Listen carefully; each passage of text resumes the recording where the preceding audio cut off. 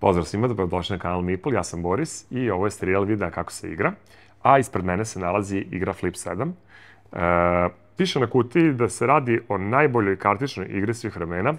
To će naravno biti na vama da sami procenite kada probate igru, a radi se o, naravno, šali izdavača i šali autora. Ali sve to na stranu, radi se o izuzetno popularnoj igri za koju mnogi kažu da dostiže popularnost Una u svetskim okvirima, što je zaista velika stvar. Ovo je igra za 3 i više igrača. U pravilima zapravo piše da ako vas ima više od 18, bilo bi bolje da pridodate još jedan primjerak ove igre, ali čak i tad možete da igrate Flip 7. No, ona je namenjena za uzrast od 8 ili više godina i partije traju oko 20 minuta.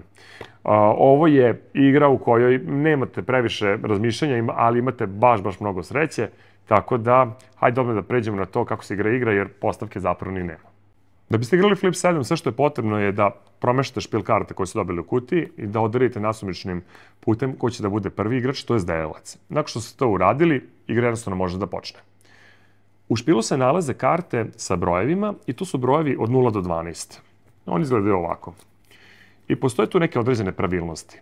Postoji u špilu 11 11-ica, 10 desetki, 8 osmica, jasno vam da idem sa ovim, jedino je 0 izuzetak, postoji 1 0.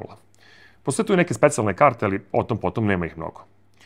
Znači, bitno je da znate koji je raspored ovih brojeva u samom špilu. To je sve što je potrebno da biste mogli da krenete ovu igru i da donesete neku smislenu odluku ili besmislenu. Nije toliko ni bitno u ovoj igri. Nakon što smo promešali špil, delilac će da podeli svakom igraču po jednu kartu, počevši od igrača s njegove leve strane. Ja ću u ovom primjeru igrati sa 3 imaginarna protivnika, tako da ću da im podelim po jednu kartu. Delilac uvek deli karte i sebi. Nakon što smo podelili ove početne karte, delilac postavlja pitanje ovom igraču s leve strane da li želiš još jednu kartu. Taj igrač može da odgovori, naravno, potvrdno ili negativno i može da uzme još jednu kartu. Međutim, postoji izvesan rizik koji igrač ima ispred sebe. Ukoliko se igraču desi da je dobio kartu, to je broj koji već ima, on ispade iz ove runde i osvaja 0 poena. Međutim, ukoliko dobije kartu koju nema, super, to je za njega odlična stvar, dobit će više poena i moći će da nastavi svoje igranje u ovoj rundi. Tako da, moj saigrač sa leve strane kaže da želi novu kartu, ja mu dajem devetka, to je odlično, devetku nema. Naredni igrač želi novu kartu, ja mu dajem novu kartu, ovo je specifična karta, objasnit ćemo je, i tako će igrači u krug da uzimaju nove karte ukoliko to žele. U narednom potezu ja pitam opet igrača sa moje leve strane da li želiš novu kartu, on ima samo 12 i 9, pretpostavlja da ima ovde baš mnogo karta koje može da dobije, koje ga neće izbaciti iz runde i on hoće novu kartu. I dobija 9. Ovo je baš ta situacija koju sam pričao, ovaj igrač ispada iz runde, on dobija 0 poena i mi ostali nastavljamo da igramo ovu rundu. I ta runda će da traje sve dok makar jedan igrač ostaje u njoj, znači može jedan sam igrač da bukvalno ređe sebi kartu po kartu. No, pitamo narednog igrača jel hoće kartu, hoće, dobije je, pitamo narednog jel hoće i tako idemo u krug.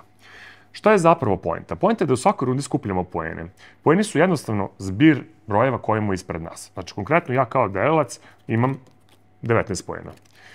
Zato postoji za mene motiv da malo ipak rizikujem, jer ja sad kad bi dobio neku 10 ili 11, to će značajno doveća moje poene u ovoj rundi. Međutim, opet ima tu rizika da ne dobijem 12 ili 7, pa mogu iz runde samo da ispadnem i da dobijem ništa.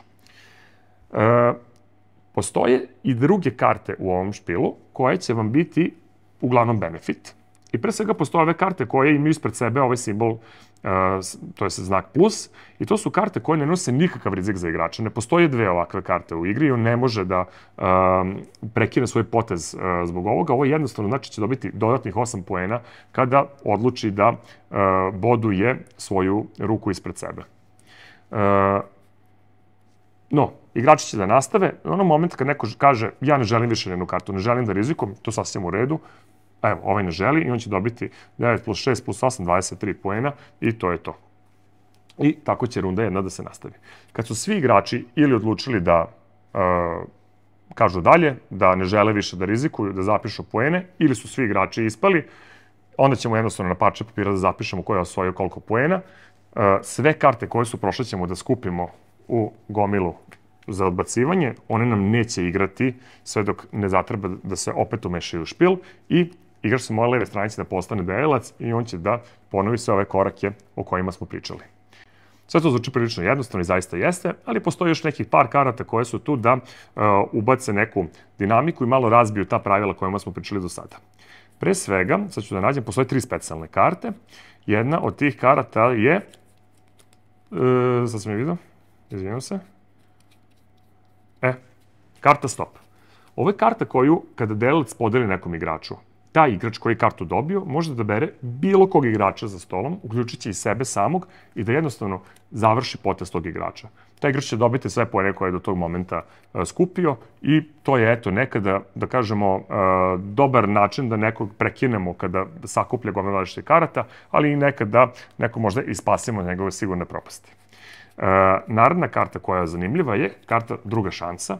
To je karta koju kada igrač izvuče, on je čuva ispred sebe i ona mu je bukvalno dodatan život. Ako bi ikad povukao kartu broja koja je jednaka sa nekom koju već ima ispred sebe, on će tu novu izvučenu kartu da odbaci iz igre i odbacit će u drugu šansu. On će ostati u rundi, a ipak mu je ona, jeli, karta dala, kao što je sama piše, drugu šansu, dala mu je dodatan život i on je ostao u rundi.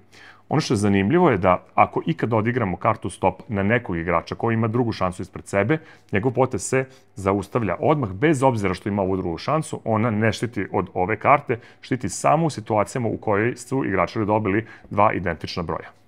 I posljednja karta je možda i najzanimljivija karta. To je karta Okreni 3. To je karta koja može da se, isto kao i ova karta stop, odigra na bilo kog igrača i to je karta koja tera tog igrača da odmah okrene 3 karte ispred sebe, jednu za drugom, jedna, druga, treća, i da ih naravno pridoda svojim već odigranim kartama. Ukoliko bi se tu desila ta situacija da se poklapa jedan broj sa već od nekom prethodnih odigranih karata, njegov potez je nažalost gotov ili na sreću njegovih protivnika, a ukoliko se desi situacija da nema ni jedno od tih karata, tih brojeva, onda smo tom našem protivniku učinili jednu dobru uslugu tako što smo odigrali ovu kartu baš na njega.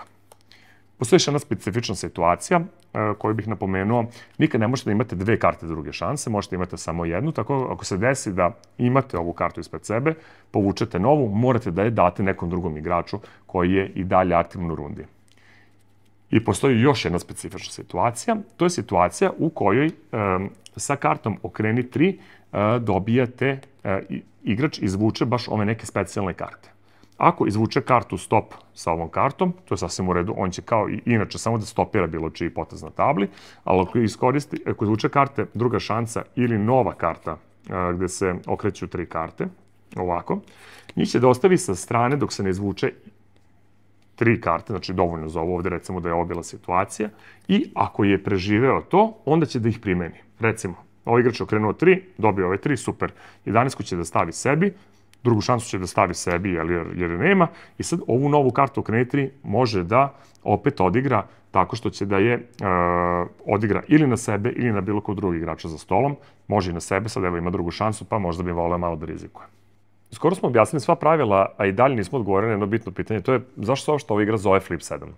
Zato što u bilo kom momentu u okviru jedne runde, ako igrač okrene 7 karata brojeva, koje su sve drugačije, znači ovde igrač ima 7 karata, ali se isključivo računaju ove karte brojeva, znači potrebno mu je još jedna drugačija, tad igrač je okrenuo 7 različitih karata i time je automatski završio rundu, znači svi ostali koji su ostali u rundi moraju da sabiraju svoje poene i da ih beleže na papir, a ovaj igrač koji je uspeo da flipuje 7 različitih karata će dobiti 15 dodatnih poena u ovoj rundi. I zato taj moment rizika dobija jednu dodatnu vrednost kada znate već ovo pravilo.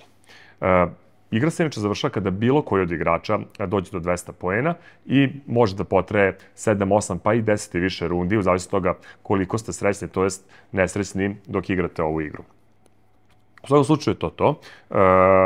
Ovo je igra koju bukvalno možete objasniti prijateljima za par minuta i ovo je igra koja po našem iskustvu postaje zabavna od 30 sekunda igranja, tako da je zaista preporuka da je probate lično. Ne mogu ja to iskustvo da vam prenesem u ovakvom nekom videu, a nadam se da sam vam makar objasnio kako se igra, da će vam sve biti jasno kada sednete sa vašom ekipom. Ukoliko imate neke pitanja, a zaista mislim da nećete imati u ovoj situaciji, slobodno ih postavite na našim mrežama ili u komentaru ovog videa i mi ćemo odgovoriti. Do nekog sledećeg puta vas pozdravljam.